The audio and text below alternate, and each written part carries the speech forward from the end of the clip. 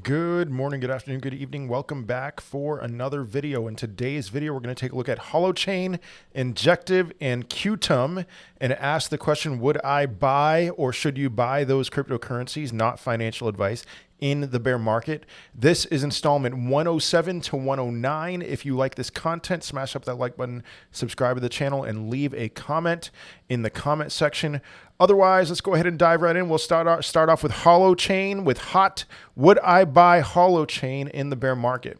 So there are things about holochain that I just want to point out that it is unique. This is not a blockchain cryptocurrency. It is, believe it or not, a holochain cryptocurrency. You can see on the website what that means, but holochain takes distributed apps beyond DeFi and NFTs to address coordination at scale with self-owned data and peer accountability. And it talks about all of that on the website. Step one, this is probably the most dumbed down way that I could explain it. Step one, you install an app which signs and stores your data on your service. You share your public data with a random set of peers. Your peers validate the data against the app's rules before storing it. Invalid data triggers a network-wide security response. And so with holochain, you're going to see words like accountability and I guess that's the only transparency. That's the other word I was thinking. Transparency, accountability, overused words that people say too much today. And so could this be a disruptor? I'm trying to picture what the future looks like. And we have certain things like with, oh my goodness, with HBAR, it's the hash graph. And now with holochain, with hot, we have holochain. And is there potential for this to, I guess, be a disruptor to blockchain technology? Will the future be holochain and not blockchain? My guess is, the uniqueness of holochain is good. As long as there is some kind of competition, the supply looks really good. There is, and I am for the upcoming euphoria phase more interested in potential than in fundamentals. And so people are going to look at holochain and they're going to say, hey, you know what? This at least has potential. You could see a cryptocurrency looking at retail with the name of hot, and you could think, you know what? This is going to be hot. I remember around this time when holochain went crazy, going to coin360.com and seeing this one cryptocurrency named hot, and it was just dark green, and it pumped really hard. So tokenomics look good. Potential looks good. And yet I have a hard time saying that I intend that. Let me just say this. I have a hard time believing that this is going to put in a higher high next cycle. And it mostly has to do with this right here. Just looking historically at charts that go crazy like this, they have a really hard time moving beyond those highs the next time around. There are so many examples I could give you. Go to alt season in 2018, look at any cryptocurrency that existed at that time and just look to see, was the climb, everything went parabolic in 2018. Every altcoin did, almost everyone did. But was the climb, was there a steady climb and then a big shoot off, or was it just all at once? And what you'll see with a lot of cryptocurrencies that did not put in a higher high is it was just flat. It was flat throughout all of 2018. And then all of a sudden shot off like crazy. Holochain was similarly flat throughout all of 2020 and then shot off like crazy. I wouldn't be surprised if whales in particular, people who hold a lot of this cryptocurrency, started looking for aggressive exits around a 618 or a 702 retracement. We've seen that with other cryptocurrencies as well. I think it would get up there given the fact that this is not inflationary at all. If you look at the circulating supply, you're seeing a supply a year ago of 173 billion. The chart is very deceiving. 173 billion, you do see some increases, but it's still in the 173 billion range. And so that would make me think that we would see at least a 618 retracement, maybe a 702 retracement. But I have a hard time thinking that this cryptocurrency is going to get beyond there. So what does that mean? That means that we would see Holochain peak at right around 2 cents, maybe even less, for the next euphoria phase. That's still a phenomenal return from here. That's a 10x, but I do want a cryptocurrency that I believe is going to put in a higher high. I just don't think that's in the cards for this cryptocurrency.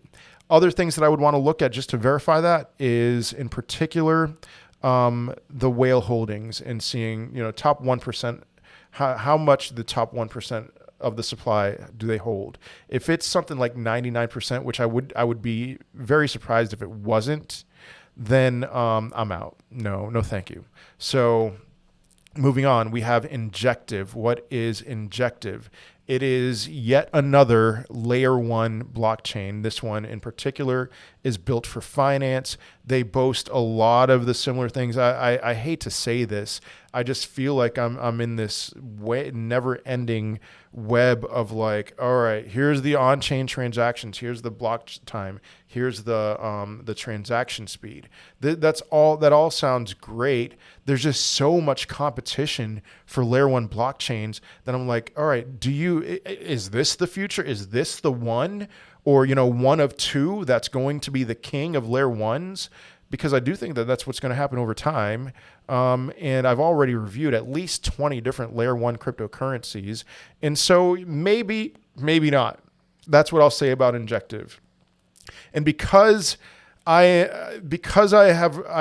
am so non-committal on this, my default is going to be that I want to go and take a look at the tokenomics. And the tokenomics much more tell me the story of whether or not I would want to buy this cryptocurrency in the bear market. And so let's first go to Masario, and you can see I'm sorry, I'm really tired of this. 50 million supply a year ago, 78 million circulating supply now. Let's go to coinmarketcap.com. Total supply, 73 million or 78 million. The difference there is probably that there's 5 million that has been vested, that hasn't been released yet, I should say. Max supply 100 million, total supply 100 million. So there is potentially a leveling off coming in the future for Injective, but right now it's just too inflationary. That's my opinion. Looking at the price versus the market cap, here we go. And you can see another chart where the market cap looks much different than the price. The market cap is, price is down probably 90%, like most other crypto. Actually, no, 80% with this cryptocurrency, but the market cap is only down, 60%, something like that. This can certainly put in a higher high. It can put in a higher high in, it will most likely put in a higher high in market cap. But there was probably a better time to have bought this, and seeing Injective at $4, not so much for me. Sure, it could put in a higher high. That's a 5x from here. Maybe if I reviewed this in December at $1.31, I've been like, yeah, you know what? This looks like a good cryptocurrency to buy. But I still would have been thrown off by those tokenomics. So for me right now, Injective is a no. This is one that I would love to revisit in 2028. I would love to see, if it does put in a higher high, demonstrating some kind of history of putting a higher high in price, given the fact that the market cap needs to be much higher, then fantastic. That's a really good sign for this cryptocurrency. All right, last one. I want to keep it simple with QTUM, and here's the reason why. I mean, you can look. This is exactly what I was talking about with Holochain, except...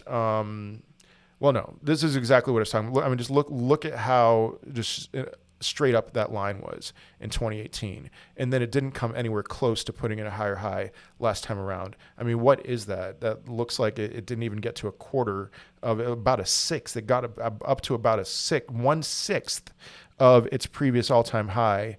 Any cryptocurrency like this that shows no history, that doesn't show a history of putting in higher highs, going right back down to the bear market bottoms, I'm not interested. I can't imagine QTUM being able to top its 2018 peak. That might be literally the all-time high for this cryptocurrency. So for this video, I have 3 no's, believe it or not. Holochain. I actually own some Holochain. I'm a bag holder, so I hope I'm wrong about that. But Holochain, Injective, and QTUM are all no. If I was forced to buy one, it would easily be Holochain. So maybe I'm just flat out wrong about that. And after that, it would easily be Injective. QTUM is an absolutely not, absolutely no. But I'd love to hear your thoughts in the comment section of this video. It's funny, first tweet that I see here, hot to be 200x in medium term, no problem, from someone on Twitter. So maybe you're one of those people who thinks like this is a no brainer and I'm just crazy. Give me a case for why I'm crazy. Otherwise, I will see you in another video. Peace.